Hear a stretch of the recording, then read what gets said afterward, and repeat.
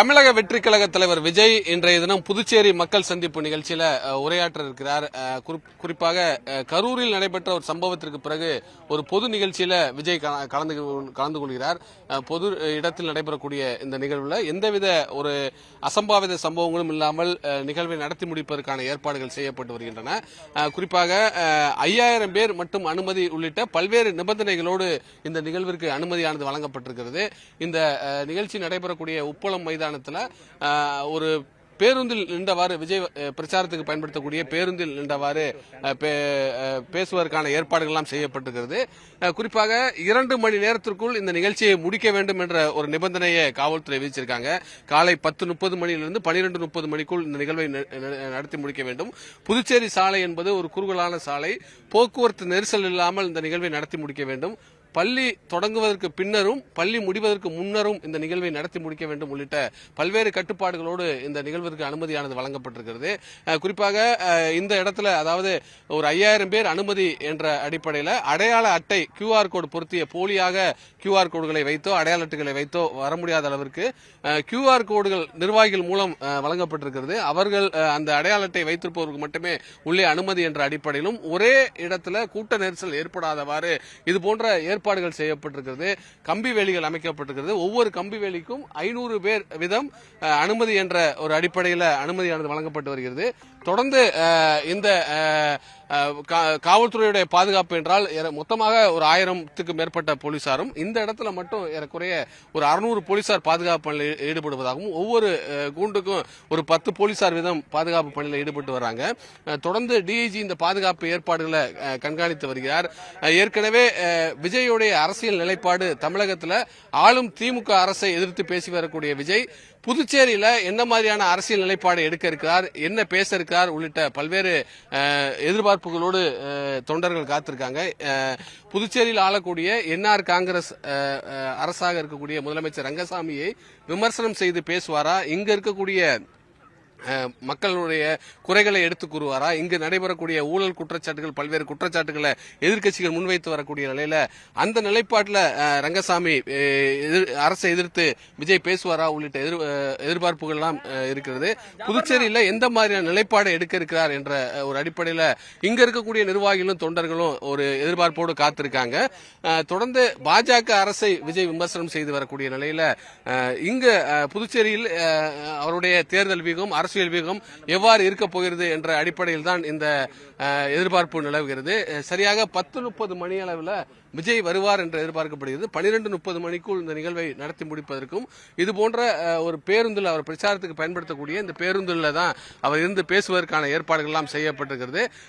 இந்த பகுதியில் வெளிநபர்கள் உள்ளே வராதவாறு முழுவதும் மைதானம் முழுவதுமே ஒரு தடுப்பு இரும்பு தடுப்புகளால் அடைக்கப்பட்டிருக்கிறது. வெளிநபர்கள் உள்ளே வராதவாறு ஏற்பாடுகள் செய்யப்பட்டிருக்கிறது. பேனர்கள் கொடிக்கம்பங்கள் எல்லாம் சாலையில வைப்பதற்கு அனுமதி இல்லை. இந்த பொதுக்கூட்டம் நடைபெறக்கூடிய மைதானத்தில் மட்டும்தான் இந்த பேனர்கள் கொடிக்கம்பங்கள் எல்லாம் வைப்பதற்கான அனுமதியானது வழங்கப்பட்டிருக்கிறது. போக்குவரத்து நெரிசல் என்பது ஒரு முக்கிய பிரச்சனையாக இருக்கும் என்ற அடிப்படையில் 3 இடத்துல பார்க்கிங் வசதிகள் செய்யப்பட்டிருக்கிறது. விஜய் வரும்போது அந்த வாகனத்தை யாரும் பின்தொடரக்கூடாது என்ற அடிப்படையில் ஏற்பாடுகள் எல்லாம் செய்யப்பட்டிருக்கிறது. தமிழக எல்லையோரத்தில் செக் போஸ்டுகள் அமைக்கப்பட்டு தமிழகத்திலிருந்து இந்த கூட்டத்திற்கு யாரும் அனுமதி இல்லை என்ற அடிப்படையில் தமிழக போலீசாருடைய உதவியோடு அங்கு அந்த பகுதியிலிருந்து நிர்வாகிகளோ தொண்டர்களோ பொதுமக்களோ இந்த கூட்டத்திற்கு வருவதற்கான அதை தடுப்பதற்கான சோதனைகள் ஏற்பாடுகளும் செய்யப்பட்டிருக்கிறது. அதே போல கரூர்ல அடிப்படை வசதிகள் செய்யவில்லை என்ற குற்றச்சாட்டுலாம் இருக்கக்கூடிய நிலையில ஒவ்வொரு இடத்திலையும் பொதுமக்கள் இருக்கக்கூடிய இடத்துல இது போன்ற தண்ணீர் பாட்டில்கள் எல்லாம் வைக்கப்பட்டிருக்கிறது. மருத்துவ உதவிகள் செய்யப்பட்டிருக்கிறது. மருத்துவ முகாம்கள் அமைக்கப்பட்டிருக்கிறது. தொடர்ந்து இது போன்ற ஏற்பாடுகள் எல்லாம் செய்யப்பட்டிருக்கக்கூடிய நிலையில் விஜய் ஒரு 10:30 மணியிலிருந்து 11 மணிக்குள் இந்த இடத்திற்கு வருவார் என்ற எதிர்பார்ப்பு நிலவுகிறது. அதே போல இந்த மைதானம் இருப்பதற்கு பின்னர் கடல் பகுதியிலிருந்து யாரும் வந்துவிடக்கூடாது என்பதற்காக கண்காணிப்பதற்காக காவல்துறை தொடர்ந்து அந்த பகுதியிலாம் பாதுகாப்பு போட்டிருக்கக்கூடிய ஒரு சூழல் நிலவுகிறது. தொடர்ந்து மரங்கள்ல ஏறுவது, கட்டடங்கள்ல ஏறுவது, வாகனங்களில் தொங்கியபடி வருவது உள்ளிட்ட பல்வேறு செயல்களில் கடந்த கால நிகழ்வுகள் எல்லாம் ஈடுபட்டிருப்பதால் அதுபோன்ற செயல்களில் ஈடுபட்டால் அவர்கள் மீது கடுமையான நடவடிக்கை எடுக்கப்படும் என்ற ஒரு எச்சரிக்கையாயும் விடுக்கப்பட்டிருக்கிறது. தொடர்ந்து விஜய் புதுச்சேரியில் என்ன மாதிரியான அரசியல் நிலைப்பாடு எடுக்க இருக்கிறார், என்ஆர் காங்கிரஸ் அரசை விமர்சிப்பாரா, என்ஆர் காங்கிரஸோடு இணக்கமாக சென்று அவரோடு கூட்டணி அமைத்து சட்டமன்ற தேர்தலை சந்திப்பாரா உள்ளிட்ட பல்வேறு வியூகங்களின் அடிப்படையில் தொண்டர்கள் புதுச்சேரியில் இருக்கக்கூடிய நிர்வாகிகளும் தொண்டர்களும் விஜய் என்ன பேச போகிறார் என்ற எதிர்பார்ப்பில் இருக்காங்க. தமிழகத்தில் தொடர்ந்து ஆளும் அரசை விமர்சனம் செய்து வருகிறார். புதுச்சேரியில் அவருடைய நிலைப்பாடு எவ்வாறு இருக்க போகுது, இங்கும் பல ஊழல் குற்றச்சாட்டுகளை எதிர்க்கட்சிகள் முன்வைத்து வரக்கூடிய நிலையில அந்த ஊழல் குற்றச்சாட்டுகள் குறித்தெல்லாம் விஜய் பேசுவாரா என்ற ஒரு எதிர்பார்ப்பும் நிலவுகிறது. தொடர்ந்து இந்த பகுதிக்கு வரக்கூடிய நிர்வாகிகள் காலை முதலே தாவேகாவுடைய தொண்டர்கள் வந்தாலும் அடையாள அட்டை வைத்திருக்கக்கூடிய நபர்களுக்கு மட்டுமே உள்ளே அனுமதிக்கிறார்கள்.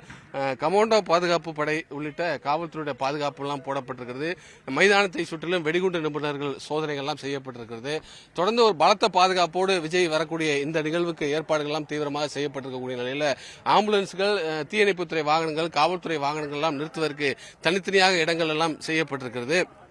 ஒரு உச்சகட்ட பாதுகாப்போடு நடிகரும் தமிழக வெற்றி கழக தலைவருமான விஜய் பங்கேற்கக்கூடிய இந்த நிகழ்விற்கு ஏற்பாடுகள் செய்யப்பட்டிருக்கிறது. சரியாக 12:30 மணிக்குள் இந்த நிகழ்வை நடத்தி முடிக்க வேண்டும். அதன் பின்னர் பள்ளி முடிவதற்கான நேரம், பள்ளி குழந்தைகள் போக்குவரத்து நெரிசலில் சிக்குவதற்கோ கூட்ட நெரிசலில் சிக்குவதற்கோ அதுபோன்ற ஒரு சூழல் ஏற்படாதவாறு திட்டமிடப்பட்டிருப்பதாக டிஐஜி தரப்பில் தெரிவிக்கப்பட்டிருக்கிறது. அதே போல மகளிர், கர்ப்பிணி பெண்கள், குழந்தைகள், வயதானவர்கள் இந்த கூட்டத்திற்கு வர வேண்டாம் என்ற ஒரு பல்வேறு வேண்டுகோளையும் தாவேகா தரப்புலையும் வச்சிருக்காங்க. தொடர்ந்து இது போன்ற ஒரு சூழலில் தான் விஜய் புதுச்சேரியில் மக்கள் சந்திப்பு நிகழ்ச்சியை நடத்துகிறார். தமிழ்நாட்டில் கரூரில் ஒரு சம்பவத்திற்கு பிறகு அவர் பொதுவெளியில் எந்த கூட்டத்திலையும் பங்கேற்கல. காஞ்சிபுரம் மாவட்டத்தில் ஒரு உள்ளரங்கு மக்கள் சந்திப்பு நிகழ்ச்சியை விஜய் நடத்தியிருந்தாலும் புதுச்சேரியில் ஒரு பொது இந்த சந்திப்புக்கான திட்டமிடல் செய்யப்பட்டது. ரோட் ஷோவுக்கு முதல்ல அனுமதி கேட்டாங்க. ஆனால் ரோட் ஷோவுக்கு புதுச்சேரி அரசு அனுமதி வழங்கவில்லை. அதே நேரத்தில் பல்வேறு நிபந்தனைகளோடு தான் இந்த கூட்டத்திற்கு அனுமதியை வழங்கியிருக்காங்க. தொடர்ந்து இந்த நிகழ்வை பொறுத்தளவு ஒரு மக்கள் சந்திப்பு நிகழ்ச்சி ஆக இருக்கக்கூடிய இந்த நிகழ்வில் புதுச்சேரியிலையும் தமிழக வெற்றி கழக தேர்தல் களத்தில் ஒரு வியூகத்தின் அடிப்படையில் சட்டமன்ற தேர்தலை சந்திப்பார்கள் என்ற அடிப்படையில் புதுச்சேரி மக்கள் சந்திப்பு நிகழ்ச்சியை விஜய் நடத்துகிறார்.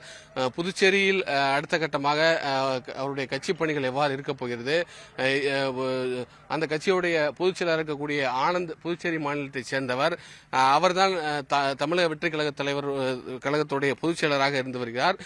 இது போன்ற சூழலில் தான் புதுச்சேரி அரசு இந்த நிகழ்விற்கு அனுமதி வழங்கியதெல்லாம் சொல்லப்படுகிறது. தொடர்ந்து பல நாட்களுக்கு பின்னர் காவல்துறையுடைய ஆலோசனைக்கு பின்னர் தான் இந்த இடத்தை தேர்வு செய்து, இந்த உப்பளம் மைதானத்தை தேர்வு செய்து இந்த மைதானத்திற்குள்ளேயே நிகழ்ச்சியை நடத்தி முடிப்பதற்கான ஏற்பாடுகள் எல்லாம் செய்யப்பட்டிருப்பதாக காவல்துறை தரப்புல விளக்கம் அளிக்கப்பட்டிருக்கிறது. 11 நிபந்தனைகளுக்கு மேல் காவல்துறை விதித்திருந்தாலும் பல்வேறு கட்டுப்பாடுகளோடு இந்த நிகழ்வை நடத்தி முடிப்பதற்கான ஏற்பாடுகள் செய்யப்பட்டிருக்கிறது. தொண்டர்களும் அதற்கு முழுமையான ஒத்துழைப்பு வழங்க வேண்டும், பொதுமக்களும் முழுமையான ஒத்துழைப்பை வழங்க வேண்டும் என்ற ஒரு வேண்டுகோளும் விடுக்கப்பட்டிருக்கிறது. 2 மணி நேர நிகழ்ச்சி, 5000 பேர் அனுமதி உள்ளிட்ட பல்வேறு நிபந்தனைகள் கட்டுப்பாடுகளோடு இந்த நிகழ்வு நடைபெறக்கூடிய நிலையில் புதுச்சேரியில் விஜயுடைய அரசியல் வியூகம் எவ்வாறு இருக்கப் போகிறது என்ற ஒரு எதிர்பார்ப்போடு புதுச்சேரியில் இருக்கக்கூடிய தாவேகா தொண்டர்கள், நிர்வாகிகள் காத்திருக்காங்க.